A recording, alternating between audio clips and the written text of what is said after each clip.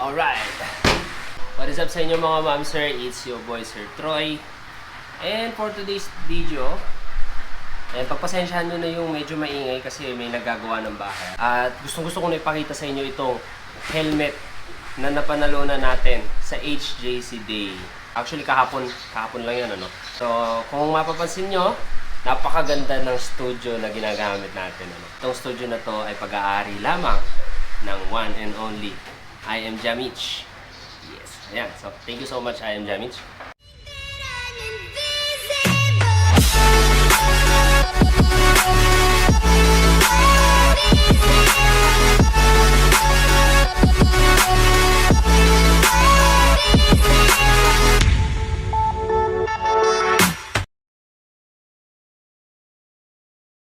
Okay, so itong helmet na napanalunan natin ay from HJC. Mapapansin nyo, meron siyang ano dito, no? I think isa sa mga limited edition ito. Nakalagay dito, El Diablo. Ayan. Buksan na natin siya. Ayan.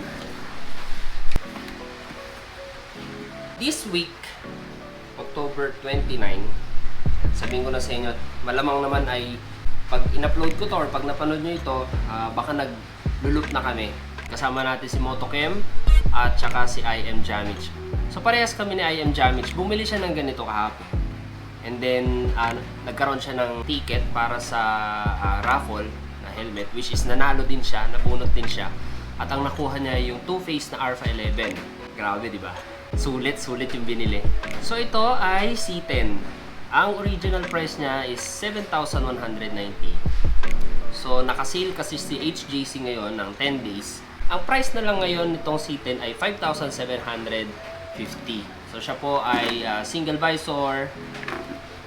Meron na rin siyang anti-fog na yung tawag dito, yung naka-design na rin yung kanyang lens para malagyan ng anti-fog.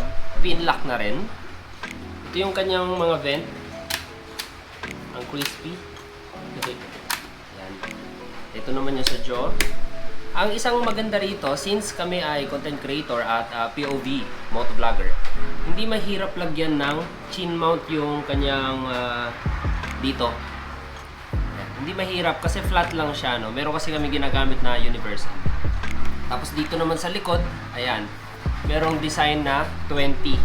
So ito po ay El Diablo Fabio Quartararo. Meron siyang red or parang neon red, basta matingkad siya sa mata.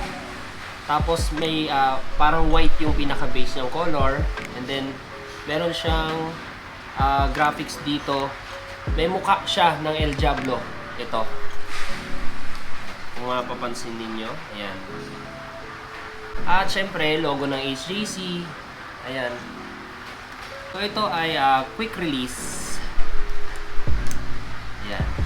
Ang isang inam kasi dito, ang ganda ng fitting niya sa ulo ko dahil marami akong mga nagamit na helmet na okay naman ang kanilang mga paddings at yung fitting sa ulo, pero kakaiba talaga itong HJC. Kakaiba yung tigas ng kanyang paddings na hindi basta-basta mauupod. Basta kakaiba yung tigas ng paddings niya. Ayan. Yan, meron pa pala siyang El Diablo dito sa taas. Ayan. So, malamang ito na yung ating gagamitin para sa ating Cordillera Adventure Tour loop. So, update ko na lang kayo guys. Abangan nyo na lang yung ating adventure na yan sa Cordillera. Aside from that, meron din kaming isang pinaplano na bukod dyan sa loop. Lalaro din kami ng Boss Ironman with Corsa Motorcycle Tires Philippines, syempre. At ang isang pinakamalupit na loop sa lahat is yung Philippine loop. So, ngayon ay ano pa lang yan, pinapangarap pa lang namin lahat yan. So, isa ito sa preparation natin para sa mga loop natin na yan, ano. So, from now on, bibit-bitin na natin si HJC or bibit-bitin na tayo ni HJC, I mean. Ano pa ba yung meron dito sa box? Oh, 2023 MotoGP calendar. Wow! Asa na tayo? October ano, October 27 and 29, Thai GP. Yan, marami pa tayong pwedeng subaybayan El Diablo, Fabio Quartararo. Yan. Ano pang meron dito? Owner's manual. Tsaka extra protection para sa inyo helmet. Yan guys, so yan lang ang ating short unboxing vlog para dito sa helmet na to. Yan. So bago natin tapusin ng video, congratulations sa Triumph JT Manila, HJC Helmets Philippines para sa napaka-successful na event kahapon. HJC Day, re-engineered. In-announce nila dyan yung bagong parating na helmet, which is yung ARPA 12. Pinost ko na yan sa aking TikTok at saka sa Reels. Ayun, at congrats din sa Bike Night Asia, sa Imprint Customs, kay Boss Jason Te, kay Boss Gian ng Imprint Customs. Ayan, maraming salamat po sa inyo. At yun, kung nagustuhan niyo yung video natin, please like, comment, share, and subscribe.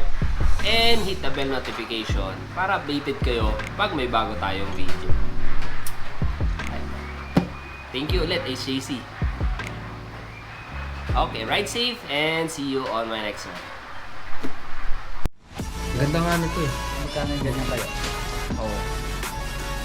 1, 2... Video ba to? Picture yan. Isang gamit. Lahat ng number 1 nandito eh, sa building na to. Nung parang nung nakaraan yung sa Tayabas, pinakamalayong ride. Kasi dati nakalagay doon.